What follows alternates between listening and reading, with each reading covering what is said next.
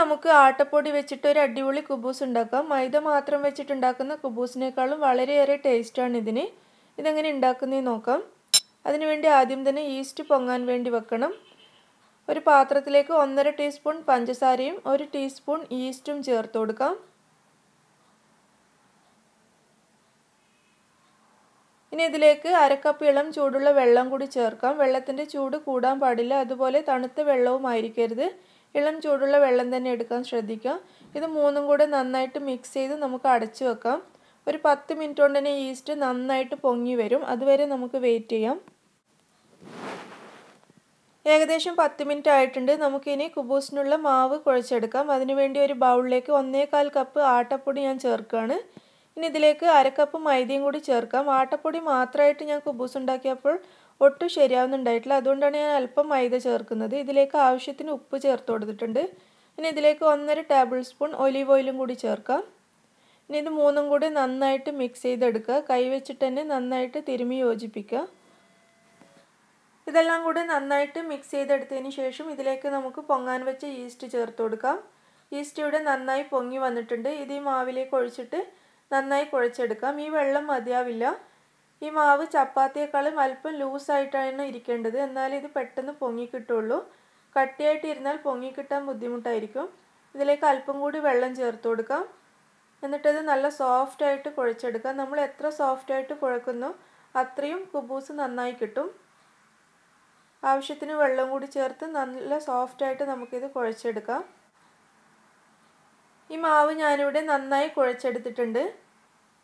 ഇനി ഇതിലേക്ക് അല്പം എണ്ണ തടവി നല്ല സ്മൂത്ത് ഡോ ആക്കി മാറ്റണം.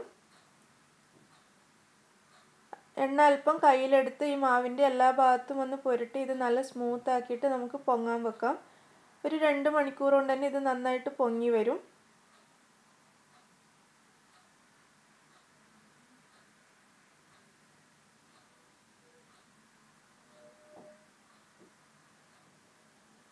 ഇതുപോലെ വളരെ സോഫ്റ്റ് ആയിരിക്കണം ഈ മാവ്, എന്നാലേ പെട്ടെന്ന് ഇത് പൊങ്ങി കിട്ടുള്ളൂ. നമുക്കിത് അടച്ചു വെച്ച് 2 മണിക്കൂർ വെയിറ്റ് ചെയ്യാം.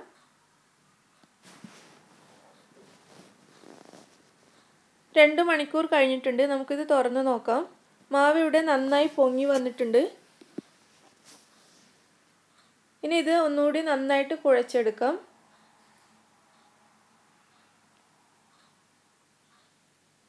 ഇനി ചപ്പാത്തിക്ക് എടുക്കുന്ന അത്രയും വണ്ണത്തിലുള്ള ഓരോ ഉരുളകളാക്കി ഇത് ഉരുട്ടി വെക്കാം.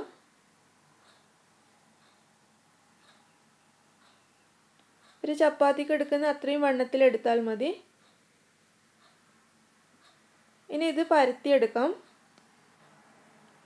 അതിനുവേണ്ടി ഞാൻ അല്പം മൈദപ്പൊടിയും കൂടി ഇവിടെ എടുത്തു വെച്ചിട്ടുണ്ട്. ഓരോ ഉരുളയും അതിലേക്ക് ഡിപ്പ് ചെയ്തിട്ട് നമുക്കിത് നന്നായിട്ട് പരത്തിയെടുക്കാം. അധികം നേരിയതായിട്ട് പരത്തണ്ട, അല്പം വണ്ണത്തിൽ പരത്തിയെടുക്കുകയാണെങ്കിൽ നമുക്കിത് നന്നായിട്ട് പൊങ്ങി കിട്ടും. ചപ്പാത്തിയേക്കാളും അല്പം വണ്ണം കൂട്ടിയിട്ട് ഇത് പരത്തിയെടുക്കാം. നിങ്ങൾക്ക് നേരിയ കുബൂസാണ് ഇഷ്ടമെങ്കിൽ അതുപോലെ പരത്തിയെടുക്കാവുന്നതാണ്. ഞാനിതിവിടെ ചപ്പാത്തിയേക്കാളും അല്പം വണ്ണത്തിൽ പരത്തിയെടുത്തിട്ടുണ്ട്.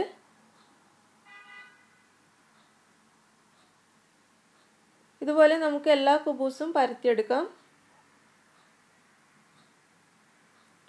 ഞാനിവിടെ മുഴുവൻ കുബൂസും പരത്തിയിട്ടുണ്ട്. ഇനി ഇത് നമുക്ക് ചുട്ടെടുക്കാം. അതിനുവേണ്ടി ഞാനൊരു പാൻ അടുപ്പത്ത് വെച്ച് അത് ചൂടാകുമ്പോൾ അതിലേക്ക് കുബൂസ് ഇട്ട് കൊടുത്തിട്ടുണ്ട്. ഇതിൻ്റെ ഒരു സൈഡ് ഇങ്ങനെ കുമിളകൾ വരുന്ന സമയത്ത് നമുക്ക് തിരിച്ചിട്ട് കൊടുക്കാം. ഒന്നുകൂടി തിരിച്ചിടാം. കുബൂസ് ഇവിടെ നന്നായി പൊങ്ങി വരുന്നുണ്ട്.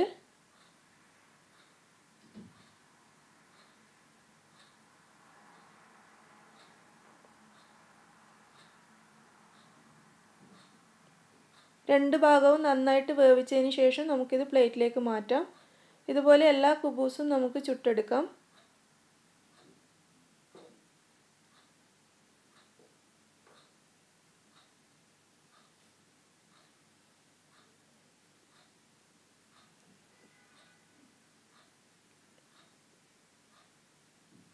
മുഴുവൻ കുബൂസും ഞാനിവിടെ ചുട്ടെടുത്ത് വെച്ചിട്ടുണ്ട്. അങ്ങനെ വളരെ ടേസ്റ്റി ആയിട്ടുള്ള നമ്മുടെ വീറ്റ് കുബൂസ് ഇവിടെ റെഡിയായി കഴിഞ്ഞു. ഇത് ഡിന്നറിന് കഴിക്കാനും ഷവർമ ഉണ്ടാക്കാനും നമ്മൾ അന്നുണ്ടാക്കിയ ചിക്കൻ ചങ്ക്സ് വെച്ച് ഫില്ല് ചെയ്യാനും ഒക്കെ പറ്റിയ അടിപൊളി കുബൂസാണ്. വളരെ എളുപ്പത്തിൽ നമുക്കിത് വീട്ടിൽ തന്നെ വളരെ ഹെൽത്തി ആയിട്ട് ഉണ്ടാക്കിയെടുക്കാൻ സാധിക്കും. നിങ്ങളെല്ലാവരും ഉണ്ടാക്കി നോക്കിയിട്ട് അഭിപ്രായം അറിയിക്കൂ. ഇഷ്ടമായെങ്കിൽ ലൈക്ക് ചെയ്യാനും ഷെയർ ചെയ്യാനും മറക്കരുത്. അതുപോലെ എൻ്റെ ചാനൽ സബ്സ്ക്രൈബ് ചെയ്യാത്തവരാണെങ്കിൽ സബ്സ്ക്രൈബ് ചെയ്യാനും മറക്കരുത്. താങ്ക്